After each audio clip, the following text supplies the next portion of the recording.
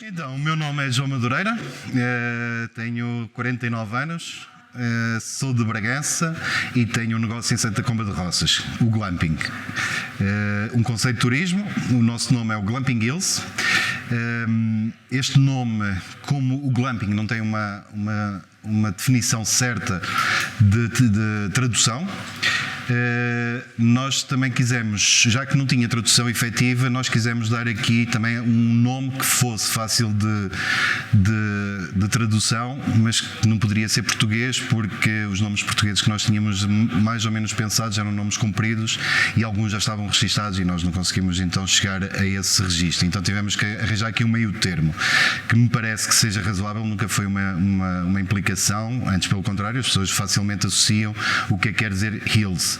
Hills tem sempre a ver com montanha, vale, é mais ou menos onde nós estamos situados e não tem efetivamente conexão com o que seja só montanha ou só um vale. Pronto, e aqui conseguimos um meio termo.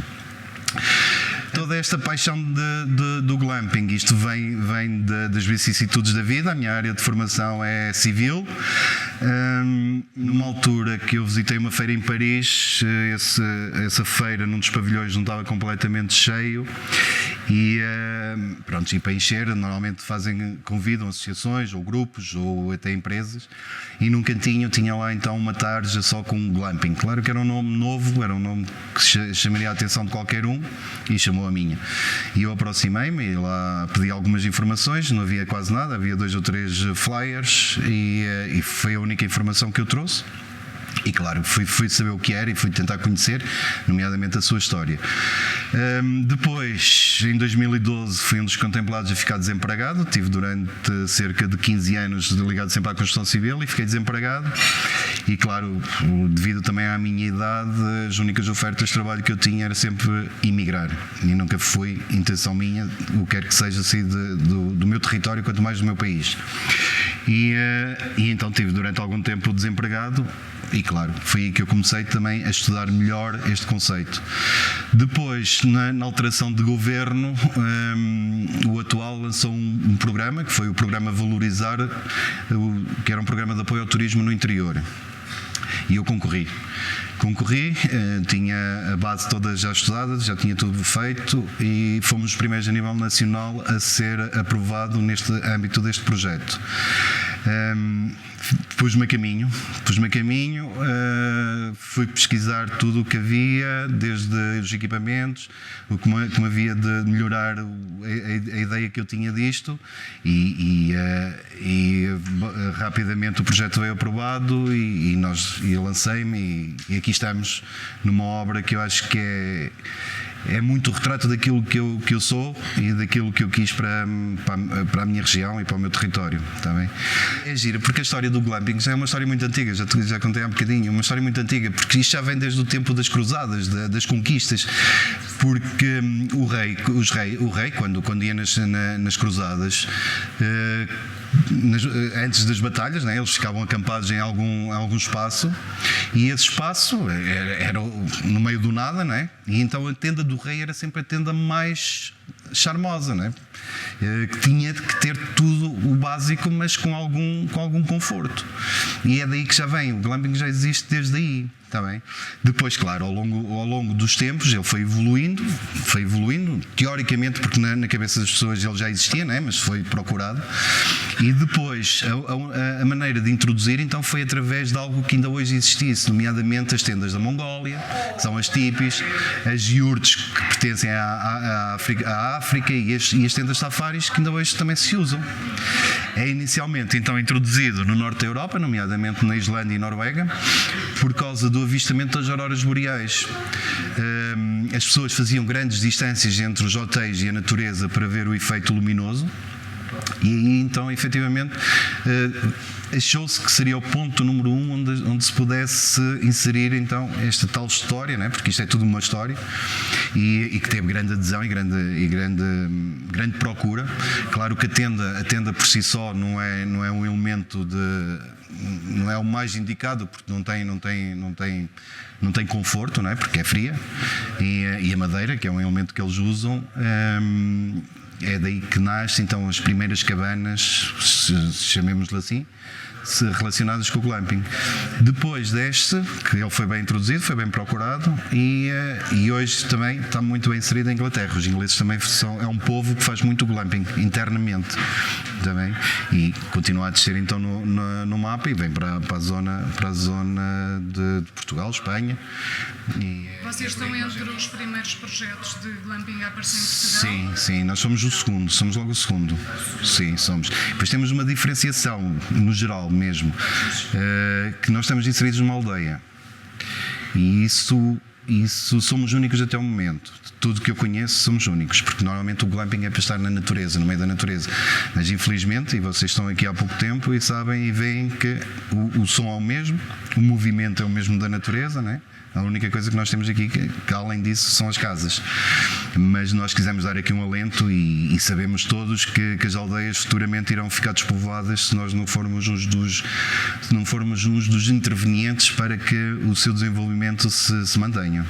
E isso levou-nos então a introduzi-lo cá mesmo no meio da aldeia, rodeado da natureza, porque ela está aqui à volta por todo o lado, mas é uma das maneiras de dar alento às populações envelhecidas que por aqui andam, nas raias, e que conseguimos, através dos nossos clientes, arranjar aqui uma dinâmica com as pessoas que aqui ainda habitam. E como é que foram recebidos pelas pessoas da aldeia inicialmente? De excelência, inicialmente de excelência, e ainda hoje somos, porque todos os dias temos o que quer que seja ali à entrada de casa, uma abóbora, uma alface, o que quer que seja, temos sempre esse carinho que se mantém todos os dias. Nomeadamente também somos muito acarinhados pelo imigrante, que somos numa zona de muita imigração, e o imigrante, cada vez que vem aqui, o território ou o espaço é praticamente todo dele, que eles dizem mesmo: João, vai fazer o teu trabalho que eu trato do resto. Também isso, claro, é uma enorme satisfação que nós temos perante as pessoas, claro que sim. Esta aldeia tem a sua história. Esta aldeia era uma aldeia que até ao início da década de 90 tinha cerca de 4.000 habitantes. Aqui, esta aldeia tinha a estação ferroviária de maior altitude de Portugal. Está bem? E não era a Piadeira, era uma estação, e era a estação mais importante entre Bragança e Macedo de Cavaleiros. Porquê? Porque aqui existiam uns armazéns, onde se armazenava a batata que era produzida no Parque Natural Montezinho. E aqui era então armazenada, era lavada, era calibrada e era novamente metida nos vagões para consumo do resto do país. Ou seja, muita gente trabalhou aqui à volta, por isso é que eu estou a dizer isto. A aldeia chegou a ter 4.000 habitantes, chegou a ter imenso comércio, zona industrial, muita restauração e de um momento para o outro, estamos a falar em 30 anos, hoje a aldeia não chega a 300 habitantes. A saída do comboio foi a principal, porque aqui, as pessoas que aqui ainda habitavam, ainda iam produzindo algo que iam vendendo nas feiras, né? Que iam a Bragança à feira e vendiam, iam a Macedo e vendiam. O comboio sempre foi o melhor meio de transporte, a nível de quantidade, não é? de transporte de produto, e as pessoas ainda iam fazendo algum dinheiro com isso, ainda ia dado a sustentação de algumas famílias. Por isso é que muita gente aqui vivia, aqui trabalhava. Agora a batata é consumo próprio, sim. Agora é para consumo próprio. Nós somos um dos consumidores, das pessoas que a produzem aqui, está bem? Nós somos um dos consumidores. Trabalhamos a economia circular mesmo por causa disso, porque apesar de haver poucas pessoas ainda a produzir, que produzem mesmo só para consumo, mas nós ainda vamos adquirindo esses produtos que depois de transformados, depois de servidos, a maior parte deles ainda volta para os animais das próprias pessoas, que dá como alimento, e o resto dos sobrantes vai para a compostagem. E isso foi um dos elementos que nos levou a adquirir aqui algumas coisas. Claro que não podemos adquirir tudo, porque não há, mas tudo aquilo que nós podemos adquirir aqui, nós adquirimos.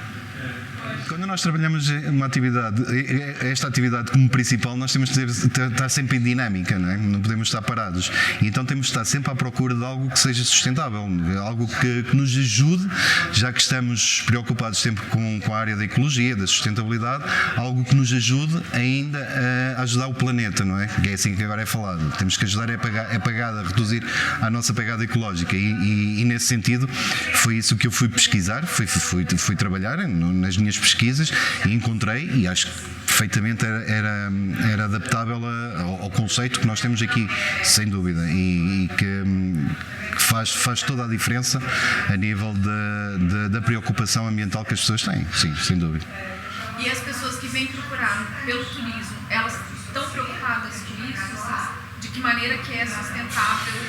É sim, teoricamente as pessoas dizem que sim, na prática nem por isso, porque nós temos um resumo de um protocolo, nós temos um protocolo interno que estão nas nossas cabanas todas, e uma delas é sempre que as pessoas saírem para desligarem todos os aparelhos, para que até temos em letras grandes, porque o planeta agradece, mas muitas pessoas não fazem, não fazem.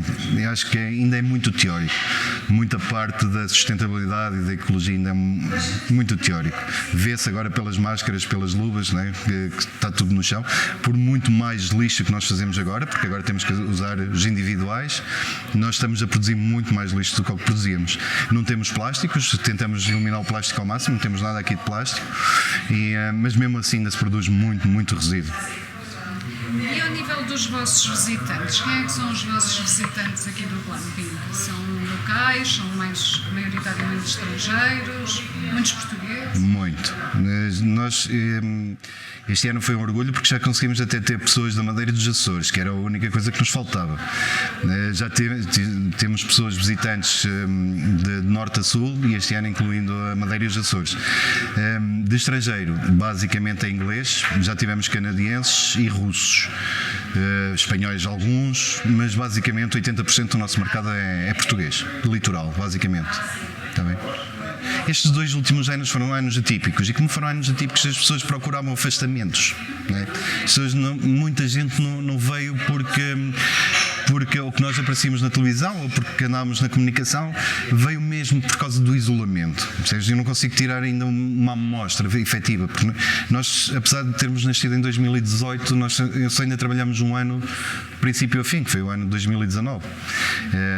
Pronto, e a seguir a isso as amostras são muito poucas, porque eu, se perguntar às pessoas, as pessoas vêm só pelo isolamento, porque aqui as pessoas pouco ou nada se encontram, estamos no interior onde ainda somos muito despovoados, não é? As pessoas sentem-se muito mais seguras e tranquilas, e as pessoas vieram muito mais por isso, está bem?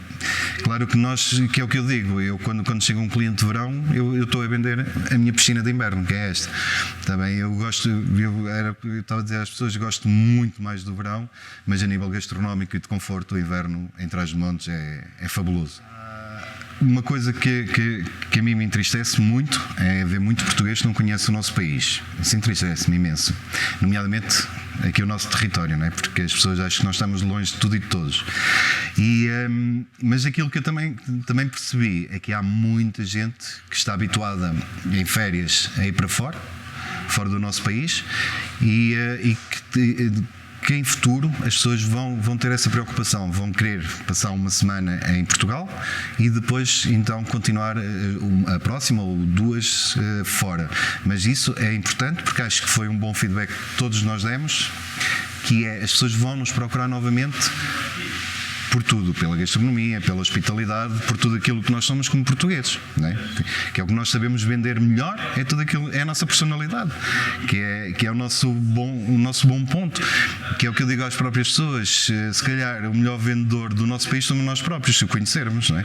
Porque nós, se formos visitar um país estrangeiro, se alguém tiver curiosidade de conhecer o nosso, provavelmente vai nos perguntar onde é que poderão ir, o que é que nós recomendamos. Se nós vamos dizer que vamos recomendar tudo, acho que é um bocado vago, não é? E se nós dissermos, olha, se entrar por Quintanilha, tem Bragança, a reserva da biosfera, que é a maior da Europa, que tem Bragança, um castelo, temos Albufeira do Azigo, uma das 7 maravilhas, temos Caretos, que é património imaterial, ou seja, conseguimos dar logo uma confiança à pessoa que vem, porque nós conhecemos o nosso território, não é? E acho que ninguém vende melhor isso do que nós próprios. É essa a ideia que eu tenho, porque ir para fora e dizer que é tudo é vago. A reserva da biosfera é um projeto enorme, é um projeto que tem muito ainda para desenvolver e para dar, que é isso que estávamos a perguntar, o que é que dá. Neste momento nós temos, é uma das coisas que eu comunico sempre com toda a gente, que a maior parte das pessoas que nos visitam, sendo eles portugueses ou estrangeiros, não conhecem, mas que vão sempre procurar a curiosidade do porquê de nós termos uma meseta ibérica, estarmos com Portugal e Espanha ao mesmo tempo, não é? Porque isto não existe em muitos lados, e apanhar essa informação toda e saber o que é que efetivamente é a reserva da biosfera transfronteiriça, claro que sim, sem dúvida. Para nós, é assim, neste momento, a única coisa que nós temos como vantagem é dá-la a conhecer, porque é essa a função também que a Reserva quer que nós façamos, que é um trabalho, não é? Porque tanto dou a conhecer a Reserva da Biosfera, porque é mais abrangente, como dou o Geoparque aqui de Macedo Cavaleiros, como dou outras regiões, outras zonas daqui. Quando eu falo, por exemplo, aos meus clientes, quando estou com eles e que lhe faço os percursos e os pontos de interesse, quando eu também falo ali na Puebla de Sanabio, ainda estão dentro da Reserva da Biosfera e eles começam a perceber que isto tem uma grande dimensão, e é essa dimensão que nós todos juntos temos que dar, que é para ela poder valorizar e ter aquela importância que eu acho que toda a gente devia reconhecer. Eu acho que um sem o outro não vivem, não é? Eu acho que um sem o outro não vivem. Ter o espaço e não ter quem receba e quem dê, só o espaço em si não significa praticamente nada, não é? Por estar delimitado e não ter pessoas que sejam recomendáveis e que ali conheçam e que possam desenvolver em parceria com que as coisas aconteçam, isso não faz sentido, não é? Isto tem que haver aqui uma meia parte de cada um, não é? E eu acho que essa parte nós fazemos, e as pessoas sabem que nós fazemos isso, que não há nada, não há um documentário, não há nada que nós não falemos sempre na maior reserva transfronteiriça da Europa, que é a Meseta Ibérica. As pessoas têm consciência que vivem num território da Reserva da Biosfera, ou achas que ainda há um trabalho a fazer nesse sentido ou não? Ainda assim, principalmente pelas autarquias.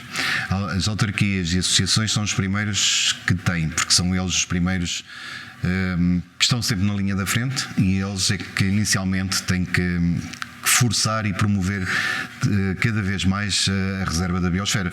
Nós fazemos a nossa parte, só que nós somos ainda muito pequeninos, nós e tudo que é associado a turismo, e efetivamente quem tem que fazer essa grande parte, esse grande bolo são os municípios e as associações, sem dúvida.